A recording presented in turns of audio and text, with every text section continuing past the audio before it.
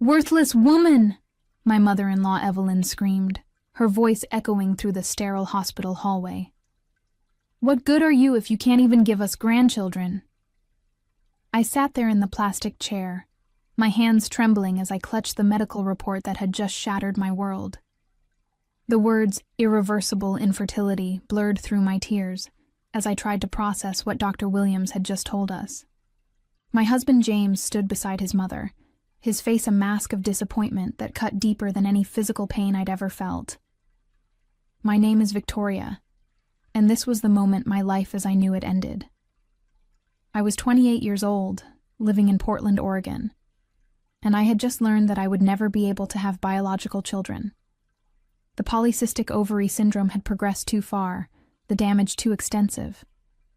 After 3 years of trying to conceive, countless doctor visits, and endless hope, the verdict was final. "We spent a fortune on your treatments," James muttered, not even looking at me. "All for nothing." Evelyn crossed her arms, her cold eyes fixed on me with pure disgust. "I told James he should have married someone else, someone who could actually fulfill her duties as a wife." The words hit me like physical blows. I had loved James since college, had devoted myself completely to our marriage and his family's expectations. I worked part-time at a local veterinary clinic while spending most of my energy trying to become the perfect wife and daughter-in-law they wanted. I cooked elaborate Sunday dinners, maintained their pristine house, and endured Evelyn's constant criticism with a smile. "Maybe we should consider adoption," I whispered, my voice barely audible. Evelyn's laugh was cruel and sharp. "Adoption? You think we want some stranger's unwanted child? The whole point is to continue the family bloodline, not raise someone else's mistakes." James finally met my eyes, and what I saw there made my stomach drop. "My mother's right, Victoria. This changes everything. I married you expecting children, a real family. What's the point now?" I felt something cold settle in my chest as I realized the two people I had sacrificed everything for were looking at me like I was broken merchandise. The love I thought we shared, the life we had built together. It all meant nothing compared to their obsession with biological heirs. "So what are you saying?" I asked, though I already knew the answer. "I'm saying you need to think about what you can offer this family now," Evelyn said with a satisfied smirk. "Because right now, you're just taking up space." As we walked to the parking garage in tense silence, I caught a glimpse of something in James's expression that chilled me to the bone. He was already planning something, and I had a sinking feeling that my worst fears were about to come true. Growing up, I had always been the girl who put others first. My parents died in a car accident when I was 19, leaving me completely alone in the world. When I met James during my junior year at Portland State University, he seemed like a gift from heaven. Handsome, charming, and from a wealthy family that welcomed me with what I thought was genuine warmth. Evelyn had been different back then, or at least she had hidden her true nature better. She would invite me to family dinners, ask about my studies, and even helped me find my job at the veterinary clinic after graduation. I thought I had found not just a husband, but a real family to replace the one I had lost. The Wilson family owned 3 successful car dealerships across the city, and they lived in a beautiful house in the hills overlooking downtown Portland. James worked in the family business alongside his father Henry, who had always been kinder to me than Evelyn, but rarely stood up to his wife. They had money, status, and clear expectations about how their lives should unfold. From the moment James proposed, Evelyn made it clear that my primary job would be producing grandchildren. She would make comments about how she couldn't wait to spoil her future grandbabies, how important it was to have children while we were young, and how disappointed she would be if we waited too long. I had wanted children too, so her enthusiasm seemed like a blessing rather than the pressure it actually was. When we didn't conceive immediately, the comments became more frequent and pointed. Evelyn would suggest fertility diets, recommend specialists, and constantly ask intrusive questions about our private life. She even went so far as to schedule my first doctor's appointment without asking, claiming she just wanted to help. "There's nothing wrong with getting a head start on testing," she had said with that fake sweet smile she used when she was being manipulative. "Better to catch any problems early."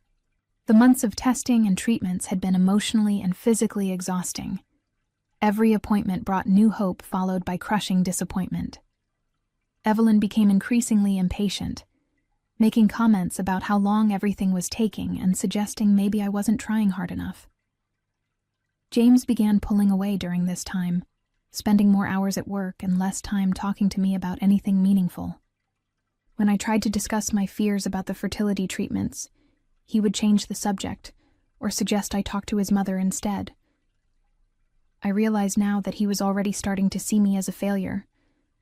The worst part was how isolated I became.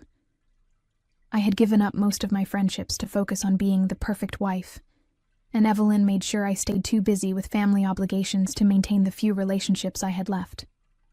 My coworkers at the clinic were friendly, but I was too embarrassed to share what I was going through. Looking back, I can see all the warning signs I ignored. The way Evelyn's kindness always came with strings attached.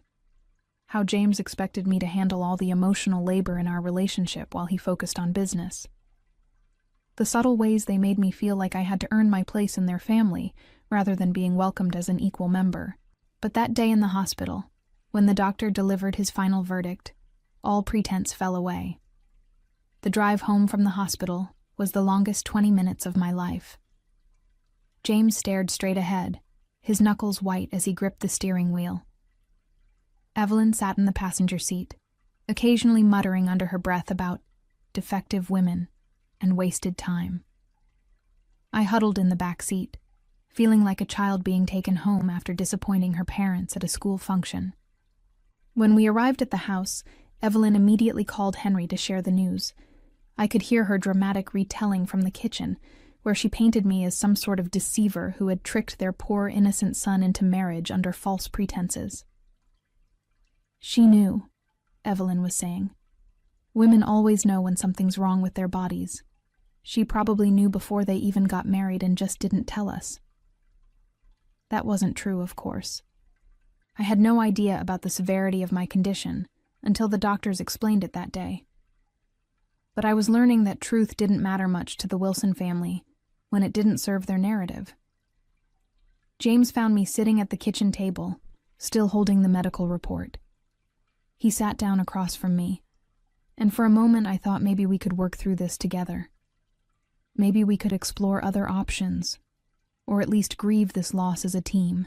"Victoria, we need to talk about our situation," he said, his voice cold and formal like he was conducting a business meeting. "I know this is disappointing," I began, "but we have options. We could try IVF with donor eggs or adoption or—" "No." His interruption was sharp and final. "My mother and I have been discussing this, and we think it's best if you move out." The words hit me like a physical blow. "Move out? James, we're married. This is our home." "Actually, it's my family's home," he corrected me. "And frankly, what's the point of staying married if you can't give me children? I'm 30 years old. I don't want to waste more time on a dead-end relationship." I stared at him in disbelief. This was the man who had promised to love me in sickness and in health, for better or for worse. "You want a divorce?"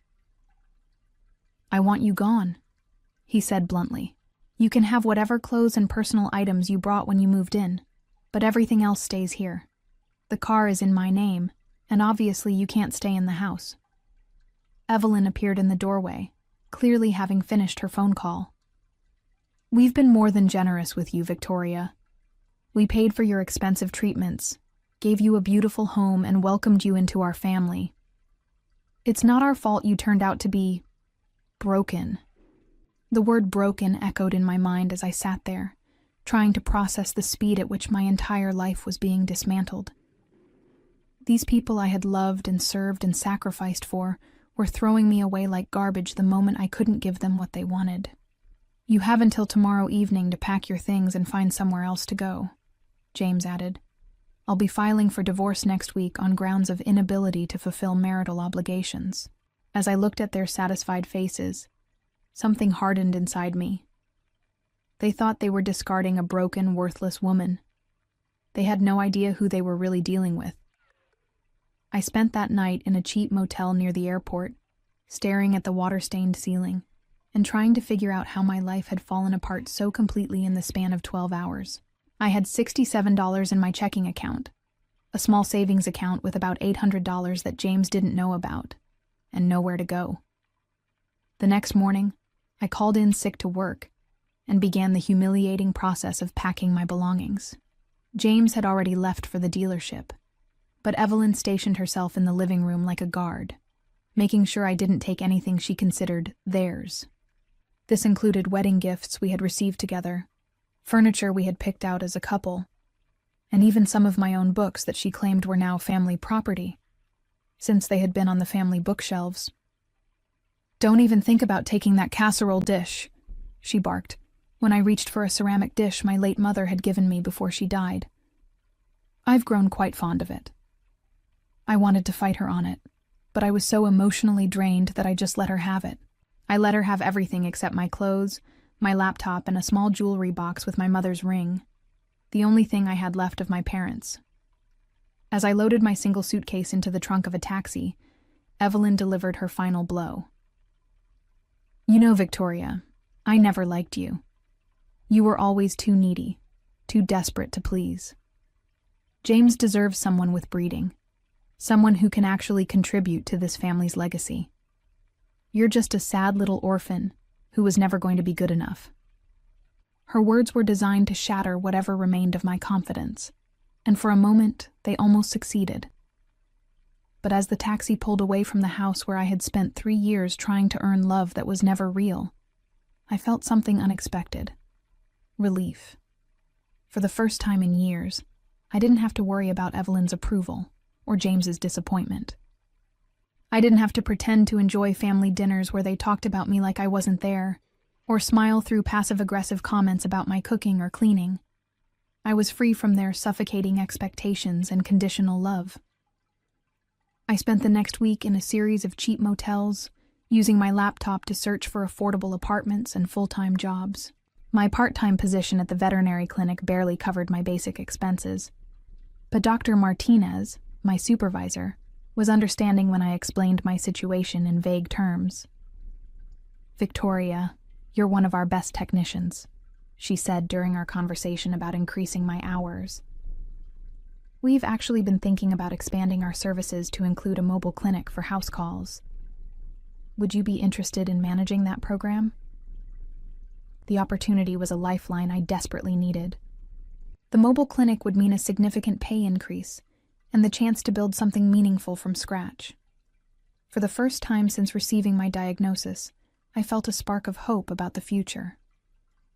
As I worked late into the night, developing the business plan for the mobile clinic, I couldn't help thinking about James and Evelyn.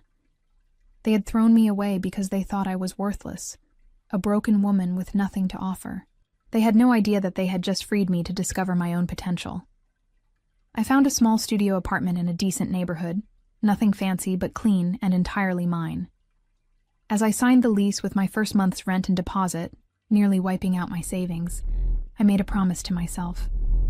I would build a life so successful and fulfilling that they would regret ever underestimating me. I didn't know then that within 5 years, I would have the power to destroy them completely. All I knew was that I was done being their victim, and I was ready to find out who Victoria really was when she didn't have to live up to anyone else's expectations. 6 months after my divorce was finalized, I was starting to find my footing. The mobile veterinary clinic was more successful than anyone had anticipated, and I had been promoted to head of the new department. My days were filled with house calls to elderly pet owners and busy families who couldn't easily get to the clinic, and I discovered I had a natural talent for business management. More importantly, I was learning to enjoy my own company. My small studio apartment had become a sanctuary filled with plants, books, and the kind of peaceful silence I never experienced in the Wilson house. For the first time in my adult life, I could make decisions based solely on what I wanted, not what would please someone else. I was returning from a particularly satisfying day of appointments when I received a call that would change everything. The number was unfamiliar, but something made me answer. "Is this Victoria Turner?" The voice was professional but warm. "Yes, this is Victoria.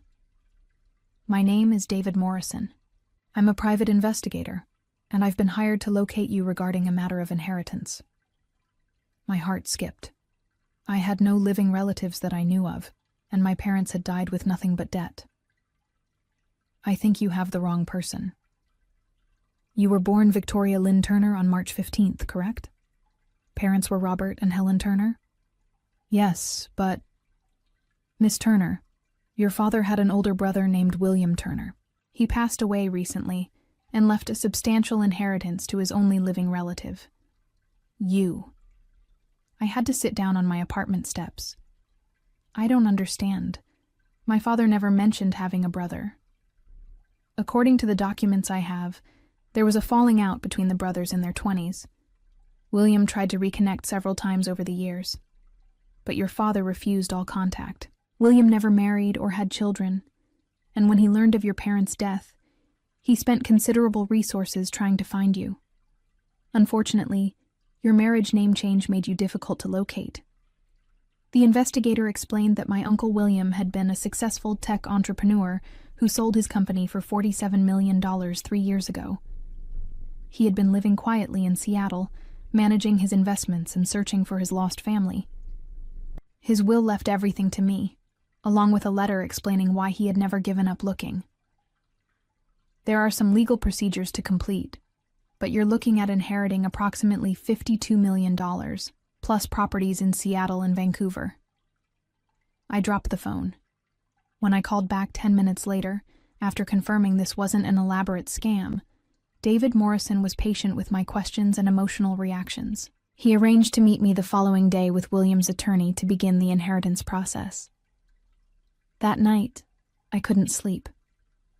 I kept thinking about the letter William had written, which David had read excerpts from. My uncle had expressed deep regret about the estrangement from his brother and his determination to find me after learning I was alone in the world. He had followed my life from a distance, proud of my work with animals, and heartbroken when he learned about my divorce. "She deserves to know she's not alone," the letter said. "She deserves to have choices and opportunities that weren't available to her before. I hope this inheritance helps her build the life she truly wants." As I processed this unexpected gift, I thought about James and Evelyn. They had thrown me away believing I was worthless, a woman with nothing to offer their precious family legacy. They had no idea that while they were busy congratulating themselves on getting rid of me, I had become one of the wealthiest women in Oregon. The irony was delicious, but I wasn't ready to act on it yet. First, I needed to learn how to navigate this new reality and decide exactly what kind of life I wanted to build with my uncle's generous gift. The inheritance process took 3 months to complete, during which I continued working at the veterinary clinic and living in my studio apartment. I didn't want to make any dramatic changes until everything was finalized, and I had time to process this life-altering event. David Morrison became not just my investigator, but a trusted advisor, helping me understand the scope of William's holdings and connecting me with financial planners and attorneys. When the money finally transferred to my accounts, the reality hit me all at once. I was no longer Victoria Turner, struggling divorcee trying to rebuild her life. I was Victoria Turner, multimillionaire, with the power to do whatever I chose. My first major decision was about my living situation. I could have bought a mansion, but instead, I purchased a beautiful contemporary house in the Pearl District, with floor-to-ceiling windows and a stunning view of the city. It was elegant, but not ostentatious. Sophisticated, but still warm enough to feel like home. The second decision was about my career. I loved working with animals, but I wanted to expand my impact. Using $2 million of my inheritance, I established the Turner Foundation for Animal Welfare, focusing on providing veterinary care to low-income families and supporting no-kill shelters throughout the Pacific Northwest. As my foundation grew, I found myself moving in different social circles. I attended charity events, sat on nonprofit boards, and met other philanthropists and business leaders. It was at a foundation board meeting that I first met Alexander Kane. Alexander was everything James had never been: intelligent, kind, genuinely interested in making the world better, and completely unimpressed by my wealth. He ran a successful, sustainable energy company and served on several nonprofit boards purely because he believed in giving back. When he asked me to dinner after our third board meeting, I was terrified and thrilled in equal measure. I have to be honest, I told him over coffee one afternoon, several weeks into what had become a friendship with romantic undertones. I've been divorced for about 2 years. It didn't end well. Want to talk about it? He asked, his gray eyes full of genuine concern. For the first time since my marriage ended, I told someone the whole story. About the infertility diagnosis, the cruel words, being thrown out like garbage. Alexander listened without judgment, occasionally asking gentle questions, but never making me feel like my pain was something to be fixed or minimized. They threw away someone extraordinary, he said finally, but their loss gave you the freedom to become who you were meant to be. 6 months later, Alexander proposed to me during a quiet weekend at his cabin in the mountains. He knew about my inheritance by then, but he also knew I would have been just as worthy of love when I was living in that studio apartment with $67 to my name. I want to build a life with you, he said as he got down on one knee. Whatever that looks like, wherever it takes us. You're not broken, Victoria. You're perfect, exactly as you are. As I said yes through happy tears, I thought about how wrong Evelyn had been. She had called me worthless because I couldn't give them biological children, never understanding that my value as a human being had nothing to do with my reproductive capacity. Alexander and I began planning our future together, including our shared dream of adopting children who needed loving homes. We started the process immediately, excited about the possibility of giving a child the kind of stable, unconditionally loving family I had always wanted. But first, there was something I needed to do. It was time to show James and Evelyn exactly how worthless I had become. 2 years after Alexander and I married in a simple ceremony surrounded by true friends, we received the call we had been waiting for. Our adoption was approved, and we were matched with twin 4-year-old siblings, Grace and Michael, who needed a permanent home together. The day we brought them home was the happiest of my life. Watching Alexander help Grace arrange her stuffed animals on her new bed, seeing Michael's shy smile when I read him his first bedtime story in our house, I understood what real family meant. It had nothing to do with genetics or bloodlines, and everything to do with chosen love and commitment. Around the same time our family was coming together, I started hearing disturbing rumors about the Wilson family business. David Morrison, who had become a close friend, mentioned that he had been hired by several former Wilson dealership customers who claimed they had been defrauded. Apparently they've been selling cars with rolled-back odometers and forged maintenance records, he told me over lunch. The state attorney general is investigating, and it looks like criminal charges are likely. My first instinct was satisfaction. After everything they had put me through, seeing them face consequences for their actions felt like cosmic justice. But as David shared more details about the scope of their illegal activities, I realized this was bigger than simple karma. Victoria, David said carefully, there's something else. They've been doing this for years, probably since before you were married to James, which means they were using dirty money to pay for those fertility treatments they always held over your head. The irony was almost too perfect. They had thrown me away after spending money on my medical care, then used my supposed debt to them as another weapon in their arsenal of cruelty. Now it turned out that money had been stolen from innocent customers all along. I want to do something, I told Alexander that evening as we tucked Grace and Michael into bed. What do you have in mind? He asked, though his smile suggested he already knew. They're going to lose everything when this investigation concludes. They'll probably have to declare bankruptcy to pay legal fees and settlements. When that happens, I want to be there. Alexander kissed my forehead. My brilliant, vengeful wife. What are you planning? I smiled as I outlined my idea. It was petty and dramatic and absolutely perfect. The bankruptcy hearing was scheduled for a Tuesday morning in downtown Portland.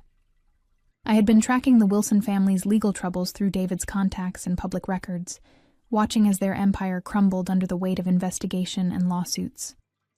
James and Evelyn would be required to appear in court to surrender their assets and explain their financial situation to creditors. It would be the most humiliating day of their privileged lives, and I wanted them to see exactly what they had thrown away. I arrived at the courthouse wearing a perfectly tailored designer suit, my hair styled elegantly, carrying a leather portfolio that contained our adoption paperwork and a few recent photos of our family. Alexander was beside me, looking devastatingly handsome in his custom navy suit, holding a folder with his business information. As we walked into the courtroom, I spotted them immediately. James looked haggard and desperate, his expensive clothes wrinkled and his face showing the stress of the past months. Evelyn appeared to have aged a decade, her usually perfect appearance disheveled, and her famous confidence nowhere to be seen. They were sitting with their attorney, heads bent over documents, when I deliberately walked past their table to find seats in the gallery. James looked up first, and I watched his face cycle through confusion, recognition, and pure shock. "Victoria?" he whispered, loud enough for Evelyn to hear. She whipped around so fast I thought she might give herself whiplash. Her mouth fell open as she took in my transformation. The expensive clothes, the confident posture, the handsome man beside me, the undeniable aura of success and happiness. "Hello, James." "Evelyn," I said pleasantly, as if we were running into each other at a coffee shop instead of their financial ruin. "How lovely to see you again." I took my seat and opened my portfolio, making sure they could see the adoption papers inside. Then I waited for the hearing to begin, savoring every moment of their obvious panic and confusion about why I was there. The revenge I had been planning for 3 years was finally about to unfold. The bankruptcy hearing was everything I had hoped it would be. James and Evelyn lost their house, their car dealerships, and their social standing when the criminal charges were filed. James was sentenced to 4 years in prison for fraud, while Evelyn was forced to move into a small apartment and take a job as a grocery store cashier to pay her legal debts. Their cruelty and greed had finally caught up with them, leaving them with nothing but the bitter taste of consequences they had spent years avoiding. The woman they had called worthless and thrown away like trash was now living a life of purpose and abundance, while they faced each day knowing their own actions had destroyed everything they once held dear. As I walked out of that courthouse hand in hand with Alexander, my heart full of love for our adopted children waiting at home, I felt a profound sense of closure about the path my life had taken. The future stretched ahead of us, bright with possibility. More children to love, more lives to touch through our foundation, and the deep satisfaction of building something meaningful together. Looking back on my journey from their victim to my own victor, I realized that their rejection had been the greatest gift they could have given me, freeing me to discover who I truly was when I stopped trying to earn love that was never real.